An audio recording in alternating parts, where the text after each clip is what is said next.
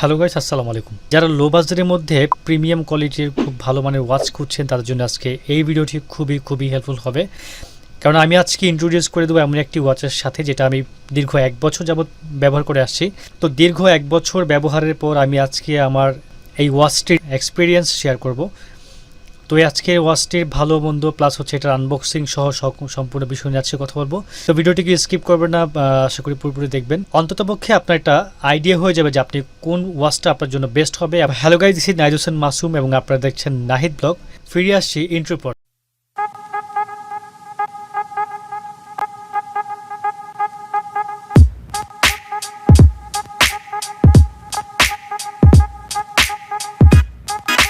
তো আমি আজকে যে ওয়াচটা নিয়ে কথা বলতে চাচ্ছিলাম সেটার নাম হচ্ছে হেলো স্মার্ট ওয়াচ 2, যেটা আমি দীর্ঘ 1 বছর যাবত ব্যবহার করে আসছি। তো আমি 1 বছর ব্যবহারের পর যদি আমার পার্সোনাল ওপিনিয়ন শেয়ার করতে যাই সেই ক্ষেত্রে আমি বলবো লো বাজারের মধ্যে একটি বেস্ট স্মার্ট ওয়াচ বলতে পারেন। কেননা এই পর্যন্ত যতগুলো ওয়াচ ব্যবহার করেছি তার মধ্যে আমার মতে এটা বেস্ট একটি ওয়াচ। তো প্রথমেই আমি এটার আনবক্সিং করে নিচ্ছি।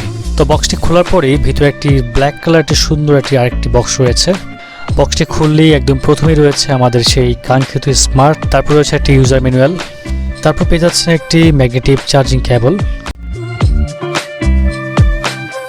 তো স্টিকারটি খোলার পর দেখতে পাচ্ছেন ব্ল্যাক কালার ওয়াচটি ঠিক এরকম দেখাবে। তো এইটা যে সাইডে বডি রয়েছে এটা হচ্ছে টোটালি আপনার মেটালের। তো মেটাল বডি হওয়াতে আপনি মোটামুটি একটি ভালো প্রোটেকশন পেয়ে যাবেন। এছাড়াও এটার যে স্ট্র্যাপ রয়েছে এটা কিন্তু টোটালি আপনার সিলিকনের একটি স্ট্র্যাপ, সেক্ষেত্রে মোটামুটি আপনি এটা অনেক দিন পর্যন্ত এটি ইউজ করতে পারবেন। এই ওয়াচটির রেজুলেশন হচ্ছে 320x320 পিক্সেল এবং এটার সাইজ হচ্ছে 1.4 ইঞ্চ।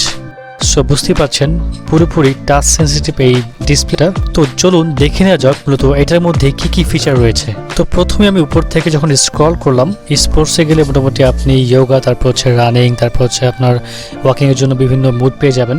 তারপর আপনি এখান থেকে মূলত ওয়েদারের সকল আপডেট আপনি এখান থেকে পেয়ে যাবেন।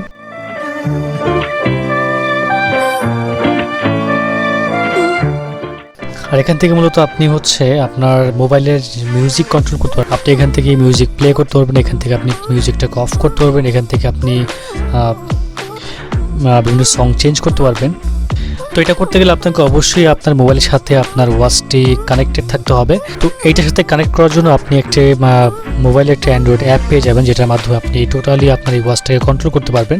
সবচেয়ে মজার বিষয় হচ্ছে আপনি এখান থেকে আপনার ওয়াচ ফেস চেঞ্জ করতে পারবেন। তো এখানে মোটামুটি 3 থেকে 4টা ওয়াচ ফ্রেম রয়েছে। আপনি চাইলে আপনার মন মতো করে আপনি যে কোনো সময় যে কোনোভাবে করে বিভিন্নভাবে ওয়াচ ফেসটাকে চেঞ্জ করে আপনি ওয়াচটির ঠিক ডান পাশে আপনি একটি বাটন পেয়ে যাবেন, যেটার মাধ্যমে আপনি খুব ম্যানুয়ালি কাজ করতে পারবেন। মজার বিষয় হচ্ছে আপনি এটার মাধ্যমে আপনার হার্টবিট এবং হচ্ছে আপনার ব্লাড প্রেশার সহ আপনি এটাতে দেখতে পারবেন। ব্যাটারি ব্যাকআপের কথা বলতে গেলে কোম্পানি এটাতে ক্লেম করেছে এটা একবার চার্জ দিলে মোটামুটি 13 ডেজ পর্যন্ত চলে যাবে। তার মানে হচ্ছে 30 দিন পর্যন্ত এটার চার্জ চলে যাবে। তো যেহেতু আমি এটা দীর্ঘ 1 বছর যাবত ইউজ করে আসছি, সেই ক্ষেত্রে আমি বলবো যে এটা মোটামুটি এটা একবার চার্জ দিলে মোটামুটি আমি এই পর্যন্ত 20 থেকে 25 দিন পেয়েছি, যেটা আমার জন্য গুড এনাফ। আমার এর বেশি লাগবে না, আমার মনে হয় না যে এর চেয়ে বেশি আর প্রয়োজন পড়বে। তো এক কথায় বলতে গেলে চার্জিং এর দিক থেকে আমি খুবই স্যাটিসফাই, কারণ চার্জিং ব্যাকআপটা আমাকে খুব ভালো দিয়েছে এই পর্যন্ত। মানে এখনো পর্যন্ত আমি এটা চার্জিং নিয়ে কোনো ব্যাড রেকর্ড পাইনি। হ্যাঁ, এখানে একটা বিষয় রয়েছে, মোবাইলে কানেক্ট করে এটা ইউজ করেছি এবং মোবাইল ছাড়াও এটা ব্যবহার করেছি।